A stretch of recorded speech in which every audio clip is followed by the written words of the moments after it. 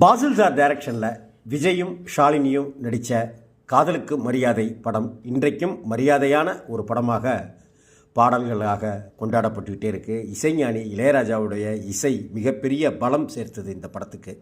இந்த படத்தில் முக்கியமான பாடல்கள்னு எல்லாத்தையுமே சொல்லலானாலும் என்னை தாளாட்ட வருவாளோ அப்படிங்கிற பாட்டை ஹரிஹரனும் பாடியிருப்பார், விஜயும் பாடியிருப்பார்.